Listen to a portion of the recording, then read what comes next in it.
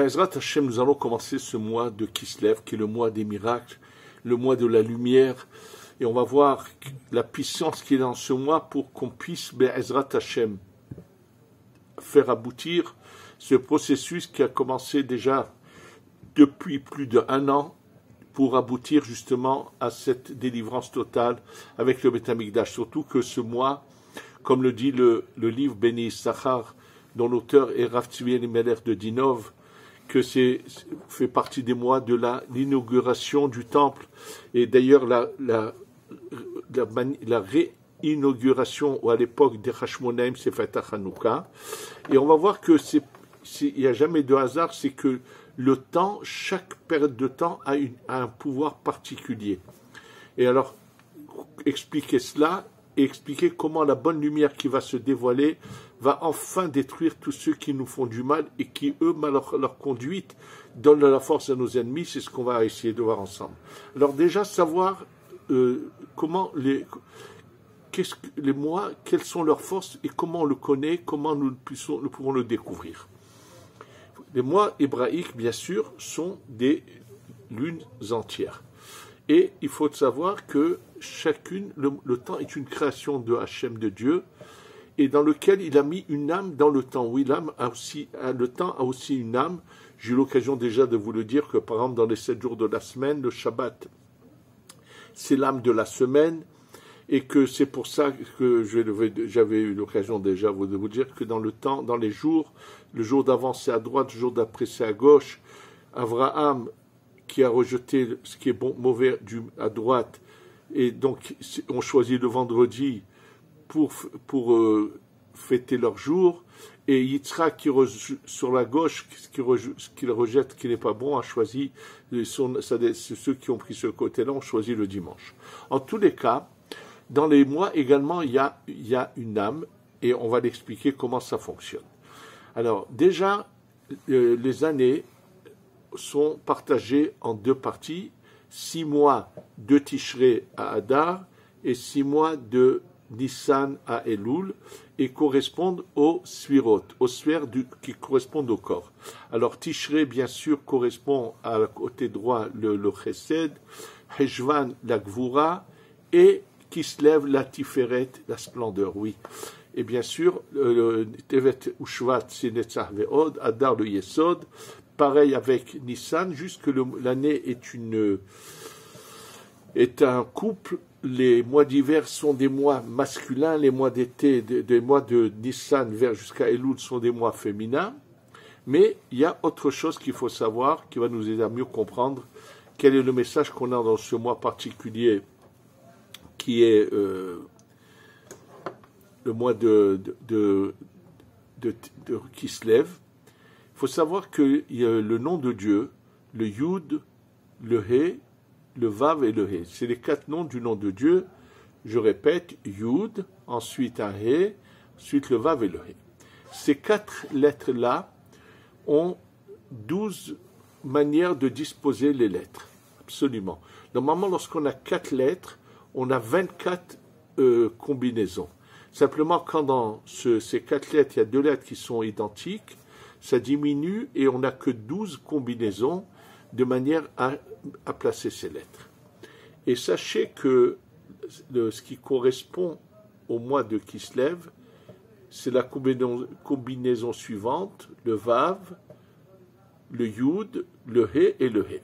Et bien sûr que chacune de ces combinaisons a une allusion dans la Torah, dans un pasouk. Ceux qui veulent connaître cela ont qu'à regarder ce livre que je vous ai nommé Béni Issachar, qui ramène bien sûr l'auteur du Mishnat Chassidim, ça vient du livre qu'on appelle le Sefer Yetzira, et qui parle de chaque mois, quelle est son identité, ce à quoi il correspond. Et en fait, cette formule de Vav, Yud, He, He, vient d'un passouk qui se trouve dans la paracha de Vayehi dans la Torah, lorsque les 12 tribus emmènent leur père en Eretz Israël pour l'enterrer, et c'est marqué Vayera Yoshev Haaretz HaKenani, que c'est de quoi il s'agit, que tous ceux qui habitaient ici en Eretz Israël ont vu comment le cercueil de Yaakov était emmené en Eretz Israël, et ça s'est passé à Hanouka. Oui, donc il n'y a pas de hasard, et là-bas c'est marqué que tous les rois mettent leur couronne sur ce cercueil, et nous savons pertinemment que les tribus étaient disposées autour du cercueil de leur père, comme vont être disposées les tribus dans le désert autour du Mishkan, et que c'est Yaakov qui leur avait dit comment ils devaient être disposés. Et c'est marqué Maaseh Avot Siman Labanim, donc ce qui s'est passé avec Avraham, Yitzhak et Yaakov est un signe pour leur descendance, et c'est pas un hasard que ce corps de Yaakov, qui en fait quitte la galoute, l'exil, et revient en Eretz Israël, ça se passe donc dans ce mois de Kislev à Hanouka, et que tous les rois des peuplades qui sont là, c'est marqué, viennent tous poser leur couronne sur le cercueil, et que la combinaison de ce mois vient à ce moment-là. Alors bien sûr, le fait que la combinaison commence par le Vav et le Yud, il faut savoir que dans le nom de Hachem, le Yud, le He, le Vav et le He, le Yud et le Vav sont des lettres masculines de miséricorde et de bonté, et que le He et le He, c'est Bina et Malchut qui représentent la rigueur, le din. Et là, donc, ça veut dire que la bonté totale va se manifester. Et lorsque le Vav passe même avant le Yud, c'est la Chokhmah, mais elle est cachée. Vav, c'est la révélation de tout cela. C'est pour ça que le Or HaGanouz va se révéler, Be'ezrat Hashem. Et surtout, le point culminant, ça va être Hanouka, où nous savons que ce qui s'est passé, que c'est grâce à une poignée de personnes qui se sont soulevées contre les ténèbres, les Hashmonaïm, et qui ont mené un combat qui va finalement aboutir à ce que de nouveau utiliser le Beth Amikdash, qui va de nouveau inaugurer le Beth Amikdash avec la menorah, avec ce miracle de l'huile. Absolument. Donc ce mois a ses particularités. Maintenant, on va comprendre quel est le pouvoir qu'on a dans ce mois par la révélation de cette lumière qu'on appelle l'Or HaGanouz, qu'on va expliquer ce que signifie cette lumière qui s'appelle l'Or HaGanouz. Et en fait, la lumière de l'authenticité, de la véracité, du vrai, contre ces idées vraiment mauvaises, tordues, de ceux qui sont passés à côté. Il faut savoir que l'histoire se répète et que déjà à l'époque de Hanouka, à l'époque donc où il y a eu ce miracle de Hanouka avec les Hashmonaïm, il faut savoir que eux qui sont venus réparer ce qu'on appelle le Hod, qui est juste avant la venue du Mashiach, puisque c'est d'une manière générale savoir que les fêtes sont des réparations. Pessah, c'est le Chesed qui est réparé, à Shavuot, c'est la Tiferet, de Rosh Hashanah jusqu'à Simchat Torah, c'est la Gvura, à Purim, c'est le Netzach, et ensuite le Hod, qui est la sphère la plus proche des ténèbres. Donc c'est pour ça qu'il faut allumer au début de la nuit cette lumière pour repousser ces ténèbres qui sont ces idées obscures de ceux qui passent complètement à côté de la volonté de Dieu et de la véracité. Et c'est dans ce mois que commence cette révélation, et elle s'amplifie surtout au moment de Hanouka.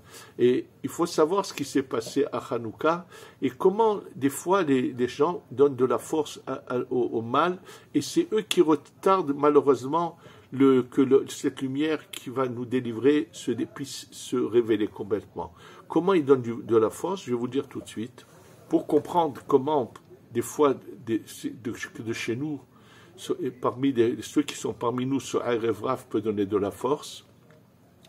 Je vais vous rappeler un événement dans l'histoire qui s'est passé, bien sûr, il y a très longtemps, à l'époque d'un des rois de France, Louis IX, celui qui, avec toute la tristesse qu'on peut avoir d'entendre cela, qui a été surnommé le Saint-Louis, alors que c'était un vulgaire antisémite, qui a brûlé un nombre inimaginable, des charrettes entières du Talmud qui était écrit à cette époque, bien sûr, à la main. Et c'est à l'époque des Tosfot qu'il a fait comme un sacrilège qu'il a pu faire, et qu'un tel antisémite qui a été aussi mauvais a reçu le titre par l'église de Saint, malheureusement.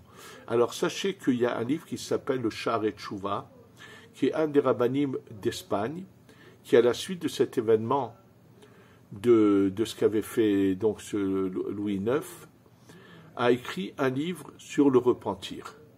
Et dans son livre, en fait, il explique, pour comprendre ce qu'il dit, je vais vous dire une chose. Il faut savoir que Hachem, Dieu, est là constamment à nous défendre de la volonté de haine, de vouloir nous anéantir. Oui, Alachaï Esav sonné le Yaakov. C'est une loi, on le sait, que d'une manière générale, Esav a de la haine contre Yaakov et veut le tuer à tout prix. Mais, bien sûr, combien de fois Hachem intervient, nous protège. Et malheureusement, il peut y avoir toutes sortes d'actions qui peuvent retirer cette protection. Et là, lui parle comme l'auteur du Sha'arei Teshuvah parle d'une action qui s'était passée juste avant que soient brûlés des livres à Paris. Ça veut dire, il explique comment cette volonté de vouloir détruire a pu à un moment donné aboutir. C'est-à-dire qu'à un moment donné, quelque part, la protection a été presque mise de côté. Il dit souvent c'est des gens de chez nous qui font ça, qui provoquent cela. Et là, il parle de ceux qui, en Espagne, à cette époque-là, juste avant que ça se passe à Paris, qu'on brûle les livres, que certaines personnes ont décidé de brûler le livre du Rambam qui s'appelle le Moreh Nevuchim, le guide des écarés. Oui, je ne sais pas quelles étaient leurs raisons, qu'est-ce qu'ils ont pensé, pourquoi, mais le fait qu'ils aient osé brûler ce livre du Rambam a donné de la force à nos ennemis, parce que leur ange là-haut vient et dit, mais regarde, même eux ont brûlé, donc pourquoi tu ne laisses pas nous brûler?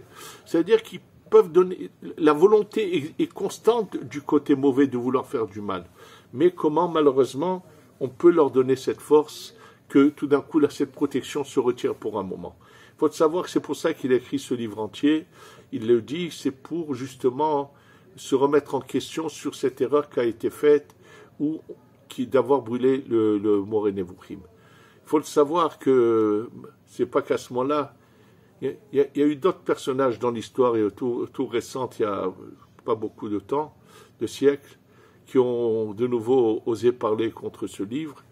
Et par contre, je peux vous dire que un des Talmidim du Baal Shem Tov, celui dont on a dit qu'il a reçu la Chokhma, la sagesse du Baal Shem Tov, Rabbi Pinchas Mekoritz, combien d'éloges il fait sur ce livre en disant que si le Rambam a dit qu'il y en a un qui le comprendra, il dit, moi je pense que je suis le un qui aura compris les messages du Rambam. Et je peux vous dire que il y avait chez nous au Kollel, jusqu'à il n'y a pas très longtemps, un Talmid Racham, un érudit en Torah, qui s'appelait le Rav David Gindi, qui était le gendre de Rabbi Yaakov Toledano du Rinci, et il a pendant des années œuvré à montrer que dans les écrits du Rambam, presque à tout moment, sauf dans de quelques rares exceptions, on peut retrouver les fondements de la Kabbalah. D'ailleurs, ses enfants, après son décès, ont décidé de prendre tous ses écrits, et je pense qu'ils vont bientôt sortir, tous ces écrits sur lesquels il a vraiment fait un ouvrage extraordinaire. En tous les cas, on voit que l'agissement de certaines personnes donne de la force à nos ennemis. Et pourquoi j'en parle? Parce que tout récemment, vous savez tous que ces indignes personnages qui siègent à la Cour pénale internationale à La Haye ont décidé de vouloir lancer un arrêté contre le Premier ministre Binyamin Netanyahou et celui qui était son ministre de la Défense.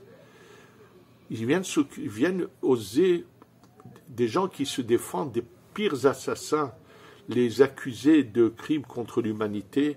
Mais pourquoi ils ne s'occupent pas de Kim Jong-un en Corée du Nord, qui tue les gens autant que à volonté?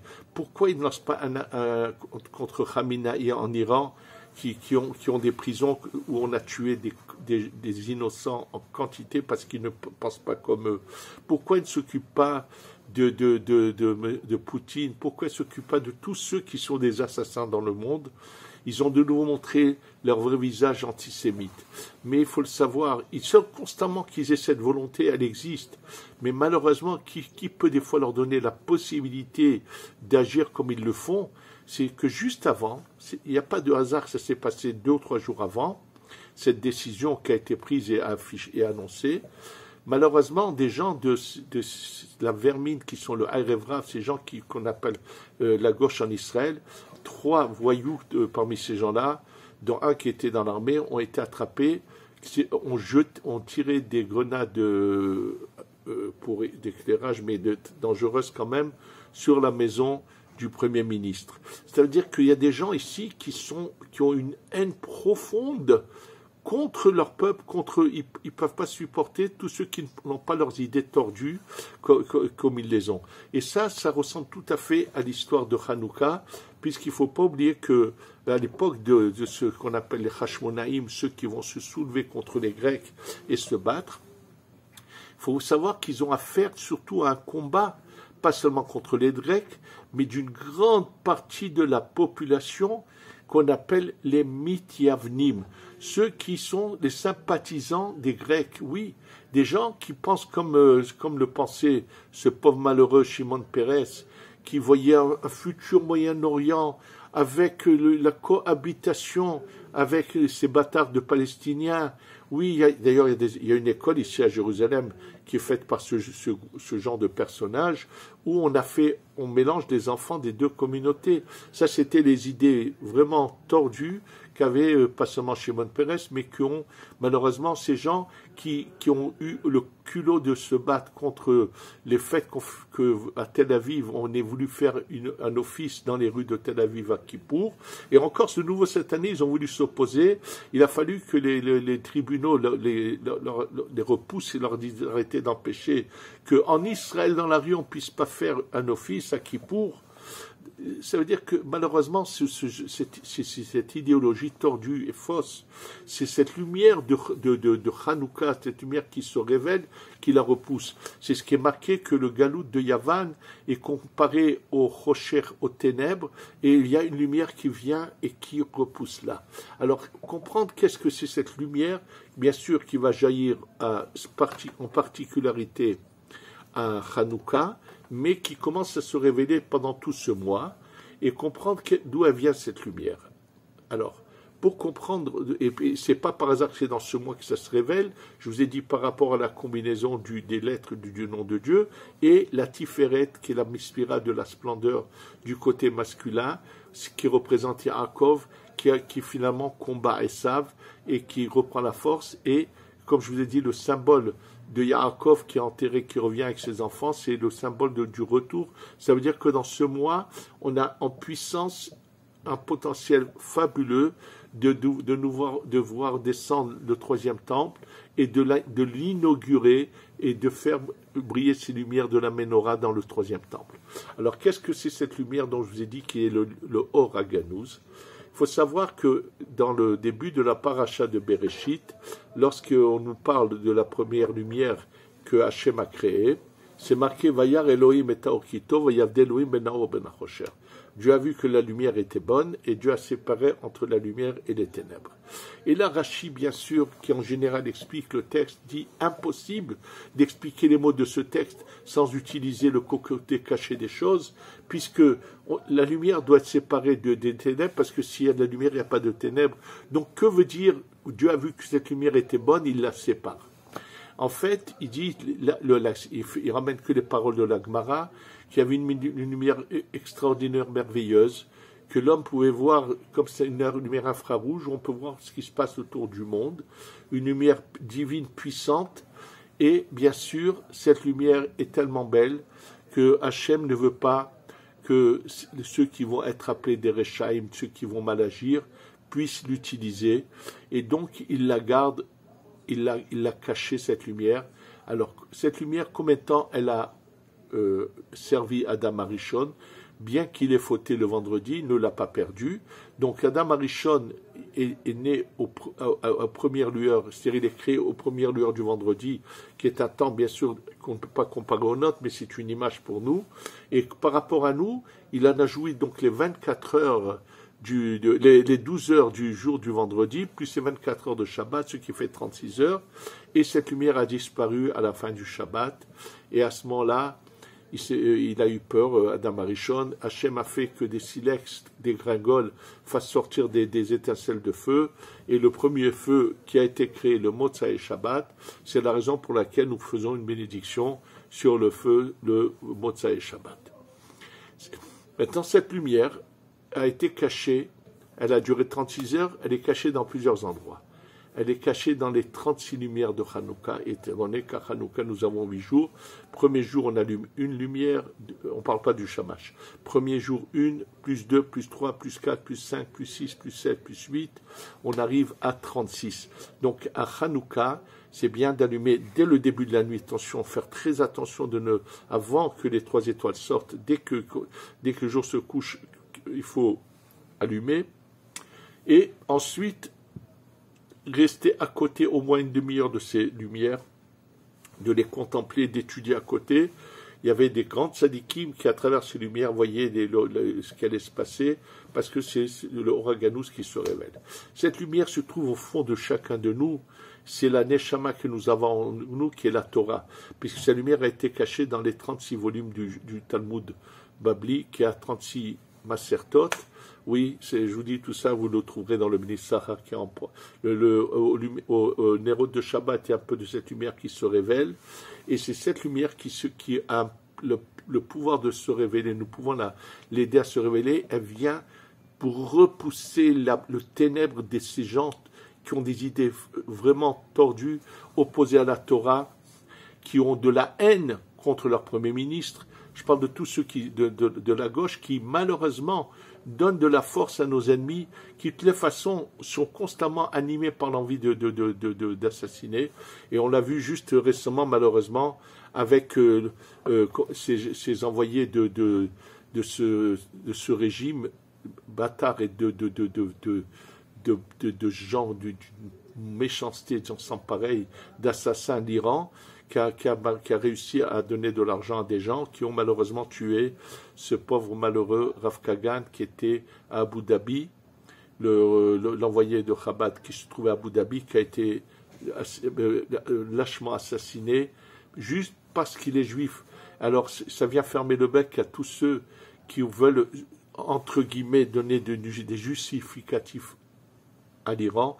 Je parle de ce pauvre malheureux juif qui se trouve dans le Parlement iranien et qui a puisé des idées aussi tordues dans notre milieu à nous, qu'on appelle ce mouvement qui est vraiment aussi le Harevrav, qu'on appelle les Netorikata, qui veulent faire soi-disant une différence entre les juifs et les sionistes, alors que le but de notre vie, c'est de revenir dans la maison de Papa, qui est Sion, Eretz Israël. Et ces gens-là, par leurs idées mauvaises, ne font que donner de la force là-haut à nos ennemis. Mais voilà, enfin arrive cette lumière qui va permettre à ceux qui veulent ouvrir les yeux de comprendre, et que chacun comprenne que ne rate pas cette belle occasion de venir assister à l'inauguration du 3e temple qui doit descendre à tout moment. Et le mois de Kislev est un moment propice où la lumière cachée qui se dévoile, qui nous permettra de voir la divinité d'Hachem, sa lumière, et c'est à travers la Torah. Donc fixer des moments d'étude de la Torah, toujours c'est très important. Et en ce mois qui est très particulier, on va tous demander, on va tous s'unir pour que Hachem repousse les ténèbres et nous fasse descendre cette lumière de manière intense avec le Beth Amikdash, et qu'on soit enfin délivré, que ce mois soit vraiment cette révélation du Oraganous. Amen ve Amen.